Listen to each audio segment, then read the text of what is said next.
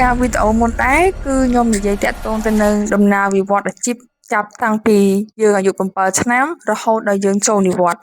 អញ្ចឹងថ្ងៃនេះដែរខ្ញុំនឹងមកចែករំលែកពីការជ្រើសរើសជំនាញតាមក្តីនិងដែលត្រូវប៉ាន់ក្នុងទីផ្សារការងារនាពេលបច្ចុប្បន្ននេះវីដេអូនេះគឺសម្រាប់បងដែលកំពុងតែត្រៀមប្រឡងនាពេលចុងឆ្នាំមានថាយើងកំពុងតែរៀនជាបទពិសោធន៍របស់ខ្ញុំផ្ទាល់ផងដែរទី1ត្រូវរើសជំនាញតាមក្តីសម័យបានន័យថាយើងមិនមែនសុកយើងចង់ធ្វើហ្នឹងឬក៏ជាក្តីសម័យដែលយើងតាំងពីទូចមកយើងចង់ខ្លាយទៅជាអ្វីមួយនៅពេលដែលយើងបញ្ចប់ទី12ហើយយើងមកបន្តការសិក្សានៅថ្នាក់មហាវិទ្យាល័យខ្ញុំឧទាហរណ៍ថាអ្នកទាំងអស់បងប្អូនចង់ខ្លាយទៅជាគ្រូបរិញ្ញាចង់ខ្លាយទៅជាគ្រូពេទ្យចង់ខ្លាយទៅជាគណនេយ្យករជាដើមអញ្ចឹងនៅពេលកំឡុងទី12ហ្នឹងបងត្រូវរៀបគោលដៅខ្លួនឯងឲ្យហើយថាបើសិនជាបងពិតជាចង់ខ្លាយទៅជាគ្រូបរិញ្ញាហើយចង់ខ្លាយទៅជាគណនេយ្យករតើបងគួរត្រៀមអ្វីខ្លះហើយនឹងគួរដឹងអ្វីខ្លះអំពីជំនាញមួយហ្នឹងអំពីទីផ្សារអំពីការងារមួយហ្នឹងជាយាមកំឡុងពេលទី12ហ្នឹងក្រៅពីយើងជាយាមរៀនត្រៀមពីមុខជំនាញដែលយើងនឹងត្រូវប្រឡងបាក់ឌុបសម្រាប់ចុងឆ្នាំយើងអាចព្យាយាមរកបងដែលជាសិស្សច្បងដែលគាត់បញ្ចប់បាក់ឌុបមុនយើងហើយគាត់មកបន្តការសិក្សានៅភ្នំពេញ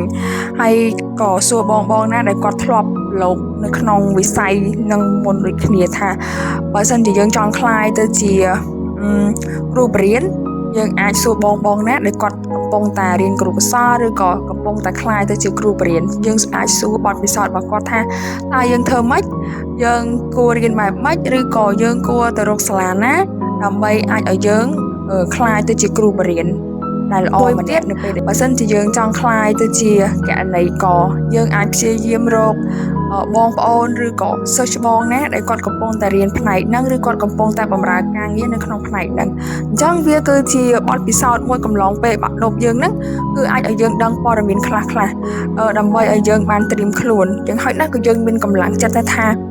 យើងកំពុងតែដើរតាមក្តីសម័យរបស់យើងហើយយើង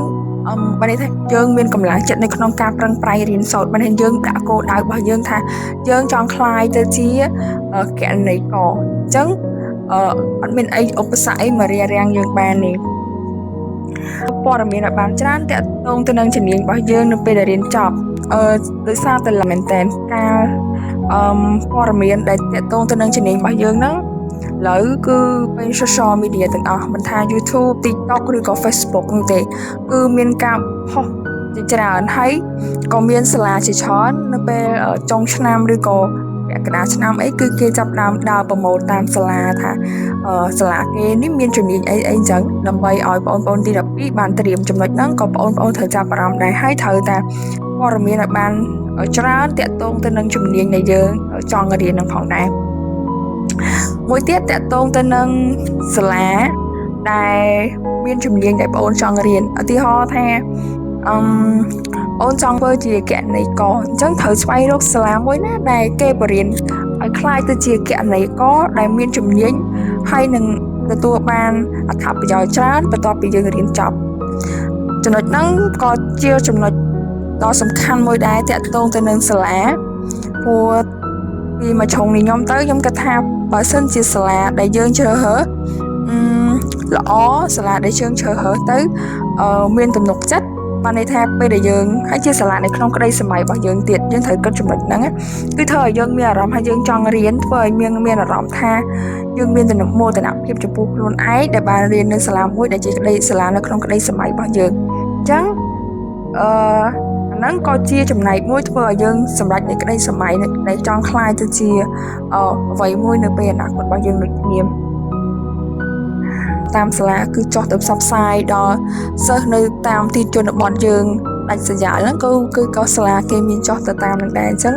បងប្អូនអាចសិក្សាស្វែងយល់ពីចំណុចហ្នឹងឲ្យបានមែនតើដែរចំណុចតែសំខាន់មួយទៀតចំពោះបងប្អូនទី12គឺឱកាសអាហារូបករណ៍គឺមានច្រើនមែនតើឥឡូវនេះមិនថាអាហារូបករណ៍រដ្ឋរបស់យើងដែលត្រូវរៀននៅក្នុងស្រុកឬក៏អាហារូបករណ៍ដែលត្រូវទៅរៀននៅក្រៅប្រទេសហើយមានច្រើនជាងគេមានចិនជប៉ុនវៀតណាមមានច្រើន អញ្ចឹងយើងអាចសិក្សាស្វែងយល់ពីឱកាសហៅរូបករណ៍នឹងដែរ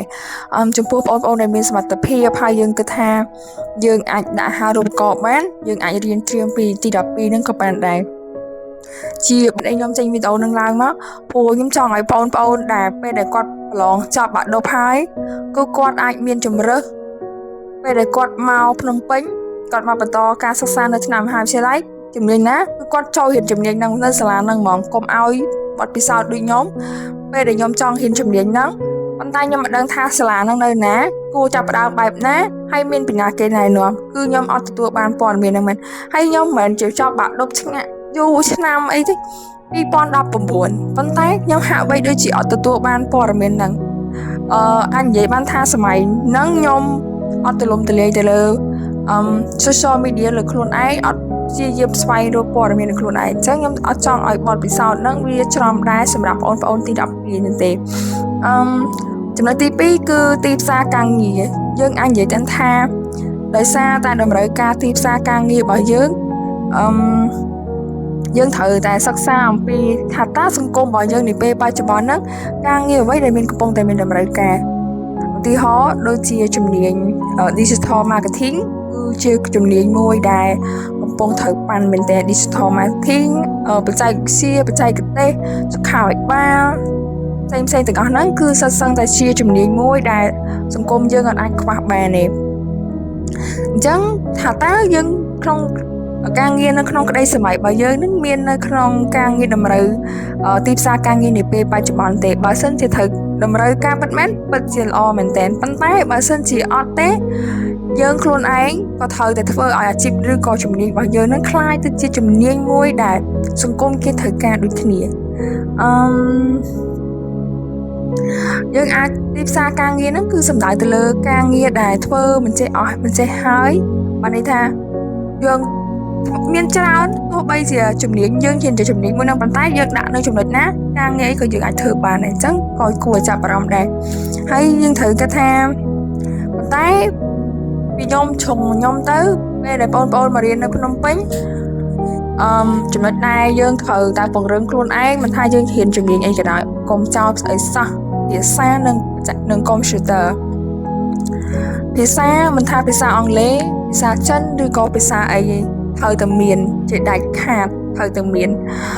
ហើយនឹងកុំព្យូទ័រមួយទៀតទើបយើងអាចរៀនតាន់គេពីក្មេង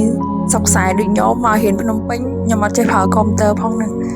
ហើយក៏ខ្ញុំរៀនបានភាសាអង់គ្លេសតិចតួចមែនតើហើយបើភាសាចិនវិញហើយនិយាយបានថា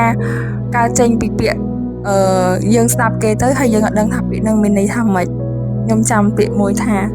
ឡៅស៊ឺហွမ်អាតែខ្ញុំចង់ដឹងថាតើឡៅស៊ឺហွမ်អាហ្នឹងគេមានន័យថាម៉េចរហូតដល់ខ្ញុំដាក់ចិត្តដាក់កាយថាខ្ញុំត្រូវតែរៀនភាសាចិនដើម្បីចង់ដឹងថាពាក្យហ្នឹងគេចង់និយាយថាម៉េចអាហ្នឹងគឺជាមហិច្ឆតាឬគឺជាគោលដៅមួយអរគុណ